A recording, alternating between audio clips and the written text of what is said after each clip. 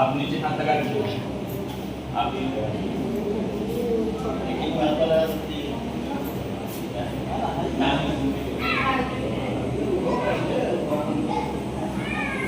ओम विष्णवे नमः। ओम विष्णवे नमः।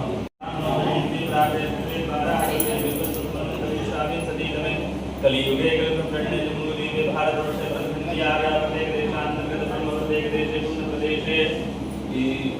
झारखंड झारखंड प्रदेश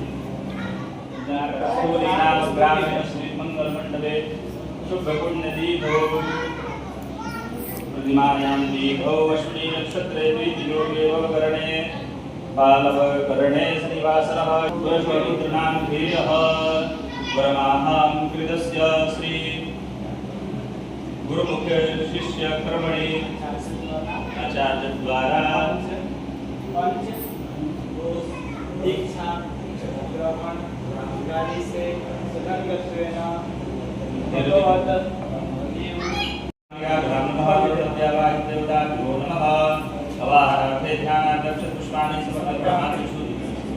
ओम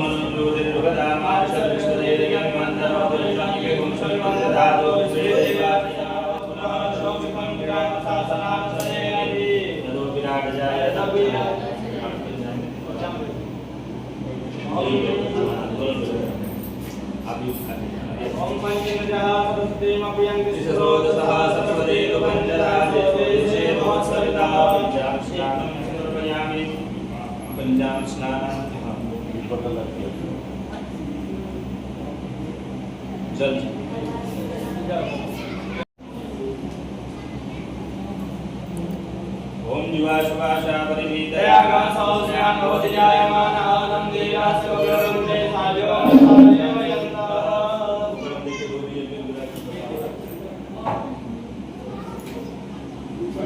ओम अहेव भोगैः कजेति बाहुं जायाहे तिं परिपादमानवासरिमोक्षमापरिणायित्वान्त्वमात्मानं सम्परिपात विश्वदान् अवीरं च देव शान्ति ब्रह्मणे सन्दद्वारां दुरादर्शां नित्यपुष्टां गणेश्वरी सर्वभूतानां धामिनो भावयस्ययाय ओम गणेशाम्बिकां नमः पर्वत्यावाय देवता नमः देव पुष्प में लगा उसी में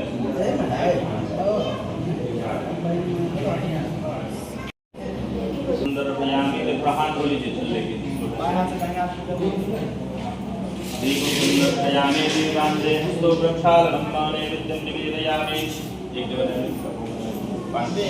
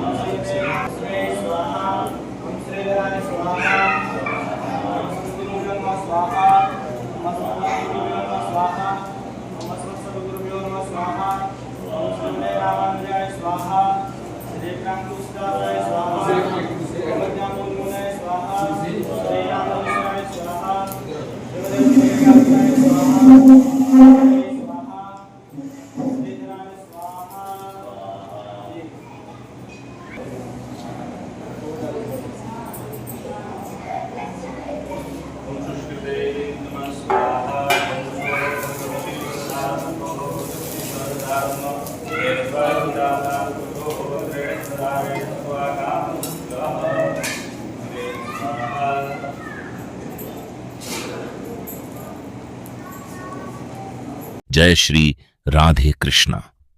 कुरुक्षेत्र के उस विशाल और भयानक युद्ध क्षेत्र में, जहां चारों ओर शंखनाद की गूंज, हाथियों की दहाड़, घोड़ों की टापों की आवाज और योद्धाओं की हुंकार फैली हुई थी,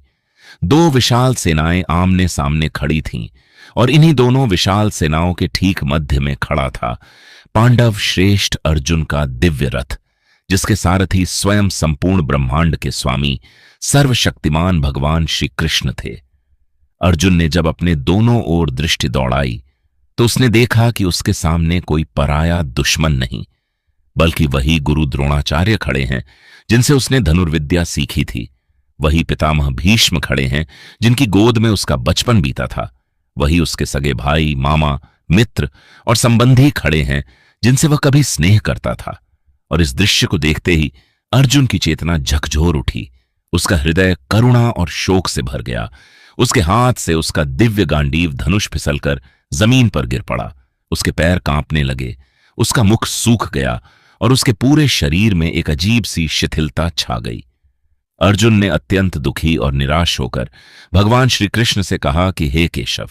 अपने ही कुल के लोगों को मारकर, अपने ही पूजनीय गुरुजनों और बंधुओं का रक्त बहाकर मुझे ऐसा कौन सा राज्य या सुख मिल जाएगा, क्योंकि ऐसे रक्त पिपासु सुख और साम्राज्य से तो कहीं बेहतर है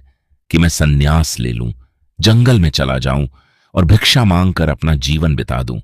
क्योंकि इन अपनों को मारकर मिलने वाली विजय वास्तव में विजय नहीं, बल्कि जीवन की सबसे बड़ी पराजय होगी। अर्जुन की इस गहरी हताशा, मोह और मानसिक दुर्बलता को देखकर जगत गुरु भगवान श्री कृष्ण के चेहरे पर एक मंद और गंभीर मुस्कान उभरी और उन्होंने अर्जुन से कहा कि हे अर्जुन, तुम इस कठिन और ऐतिहासिक घड़ी में ऐसी अज्ञानियों जैसी बातें क्यों कर रहे हो? तुम उस चीज के लिए शोक मना रहे हो जिसके लिए कभी कोई ज्ञानी या पंडित शोक नहीं मनाता, क्योंकि इस संसार में ऐसा कोई समय कभी नहीं था जब मैं नहीं था, तुम नहीं थे, या ये सामने खड़े राजा योद्धा नहीं थे, और न ही कभी कोई ऐसा समय आएगा जब हम सबका अस्तित्व समाप्त हो जाएगा।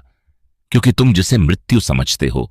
वह केवल इस हाड़ मांस के शरीर का अंत है। आत्मा तो अजर, अमर और अविनाशी है। जिस प्रकार मनुष्य अपने पुराने और फटे हुए वस्त्रों को त्याग कर नए वस्त्र धारण कर लेता है, ठीक उसी प्रकार यह अमर आत्मा भी एक पुराने और जर्जर शरीर को छोड़कर नया शरीर धारण कर लेती है। इस आत्मा को न तो कोई तीक्ष्ण शस्त्र काट सकता है, न अग्नि से जला सकती है, न जल इसे भिगो सकता है, और न ही प्रचंड वायु इसे सुखा सकती है। इसलिए हे पार्थ, तुम इस शरीर के नश्वर होने का भय अपने मन से निकाल दो और यह बात गहराई से समझ लो कि जो जन्मा है उसकी मृत्यु निश्चित है, और जिसकी मृत्यु हुई है उसका पुनर्जन्म भी निश्चित है। इसलिए जो अपरिहार्य है, जो प्रकृति का नियम है, उसके लिए शोक मनाना तुम्हारी अज्ञानता और मोह का प्रतीक है। भगवान श्री कृष्ण ने अर्जुन को जगाते हुए आगे कहा कि हे कुरुश्रेष्ठ, एक क्षत्रिय होने के नाते तुम्हारा सबसे बड़ा और एकमात्र धर्म अपने कर्तव्य का पालन करना है। न्याय और धर्म की रक्षा के लिए युद्ध करना ही तुम्हारा स्वभाव और तुम्हारा दायित्व है। और यदि तुम इस धर्म युद्ध से मुंह मोड़ लोगे, अपने कर्तव्य से भाग खड़े होगे, तो दुनिया तुम्हें शूरवीर नहीं बल्कि कायर और डरपोक कहेगी। तुम्हारा यश और मान सम्मान समाप्त हो जाएगा, और एक सम्मानित पुरुष के लिए अपयश का जीवन मृत्यु से भी अधिक भयानक और कष्टदायी होता है। इसलिए हे अर्जुन, तुम अपनी इस तुच्छ हृदय की दुर्बलता को त्यागो, उठो और युद्ध के लिए कटिबद्ध हो जाओ। इसके बाद भगवान श्री कृष्ण ने अर्जुन को जीवन और अध्यात्म के उस महानतम सिद्धांत का पाठ पढ़ाया जिसे हम कर्म योग कहते हैं। उन्होंने कहा कि हे अर्जुन, कर्मण्येवाधिकारस्ते मां फलेषु कदाचन, अर्थात तुम्हारा अधिकार केवल और केवल कर्म करने पर है उसके फल पर कभी नहीं। तुम कभी भी फल की इच्छा को अपने कर्म का कारण मत बनने दो, और न ही कभी कर्म न करने अर्थात कर्महीनता में तुम्हारी आसक्ति होनी चाहिए। क्योंकि जब कोई मनुष्य किसी काम को शुरू करने से पहले ही उसके परिणाम, उसकी सफलता या असफलता, उसके लाभ या हानि के बारे में निरंतर सोचता रहता है, तो उसका मन भय, चिंता और तनाव से भर जाता है। और जब मन ही अशांत और भयभीत होगा तो वह अपने कार्य में निष्ठा और निपुणता कभी नहीं ला पाएगा। श्री कृष्ण ने अर्जुन को समझाया कि जो मनुष्य सफलता और असफलता, जय और पराजय, लाभ और हानि, सुख और दुख दोनों परिस्थितियों में समान और स्थिर रहता है और अपने कर्तव्य को केवल ईश्वर की पूजा मानकर पूरी निष्ठा के साथ पूरा करता है, वही सच्चा कर्मयोगी कहलाता है। और ऐसा ही व्यक्ति इस संसार के सभी बंधनों और दुखों से सदा के लिए मुक्त हो जाता है। जब अर्जुन ने भगवान श्री कृष्ण से पूछा कि हे प्रभु, उस व्यक्ति के क्या लक्षण हैं जिसकी बुद्धि पूरी तरह स्थिर हो चुकी है, जिसे हम स्थित प्रज्ञ कहते हैं, वह कैसे बोलता है, कैसे बैठता है और जीवन की परिस्थितियों में कैसे व्यवहार करता है, तब मुरलीधर श्री कृष्ण ने कहा कि हे पार्थ, जब कोई मनुष्य अपने मन में उठने वाली समस्त सांसारिक कामनाओं और वासनाओं का पूरी तरह त्याग कर देता है और अपनी आत्मा में ही संतुष्ट रहने लगता है, जब दुख आने पर उसका मन व्याकुल नहीं होता और सुख मिलने पर वह अत्यधिक हर्षित या अहंकारी नहीं होता, जब उसके भीतर से राग, भय और क्रोध पूरी तरह समाप्त हो जाते हैं, तब उसे स्थिर बुद्धि वाला ज्ञानी माना जाता है। जैसे एक कछुआ संकट का आभास होते ही अपने सभी अंगों को अपने कठोर खोल के भीतर समेट लेता है, ठीक उसी प्रकार जो मनुष्य अपनी चंचल इंद्रियों को सांसारिक विषयों और भोग विलास से समेटकर अपने वश में कर लेता है, उसी की बुद्धि इस संसार में स्थिर और शांत। गांडीव धनुष काम करना बंद कर देता था तथा उनके बाण हवा में ही जलकर राख हो जाते थे। व्याकुल होकर जब अर्जुन ने श्री कृष्ण से पूछा कि क्या यह कौरवों की कोई मायावी शक्ति है या स्वयं काल का कोई नया रूप, तो श्री कृष्ण ने एक रहस्यमयी मुस्कान के साथ कहा कि जो दिखाई दे रहा है वह सत्य नहीं है, और सत्य को देखने के लिए तुम्हें मेरे साथ उस काली रात में युद्ध भूमि के बीच चलना होगा। मध्यरात्रि के घनघोर अंधेरे में जब कृष्ण और अर्जुन कुरुक्षेत्र की खून से सनी मिट्टी पर पहुंचे, तो दूर एक जले हुए रथ के पास वही काली छाया खड़ी मिली, जिसकी दमकती आंखों ने अर्जुन को घूरते हुए कहा कि तुम मुझसे लड़ नहीं सकते, क्योंकि मैं तुम्हारी हर सोच और तुम्हारे आने वाले कल का अंत हूं। और इतना कहते ही पूरी युद्ध भूमि पर पांडवों के सर्वनाश तथा चारों तरफ श्मशान और राख के भयानक दृश्य दिखाई देने लगे। अर्जुन डर से कांपते हुए घुटनों के बल गिर पड़े और श्री कृष्ण से इस भयानक मायावी राक्षस से बचाने की गुहार लगाने लगे। तभी श्री कृष्ण ने आगे बढ़कर उस रहस्यमयी योद्धा से अपना मुखौटा हटाने को कहा, और जैसे ही कड़कती बिजली के बीच उस योद्धा ने अपना मुखौटा हटाया तो अर्जुन की सांसें थम गईं, क्योंकि उस मुखौटे के पीछे कोई असुर या कौरव योद्धा नहीं, बल्कि स्वयं अर्जुन का अपना ही चेहरा था। अर्जुन के होश उड़ गए और तब श्री कृष्ण ने मुस्कुराते हुए इस महारहस्य का उद्घाटन किया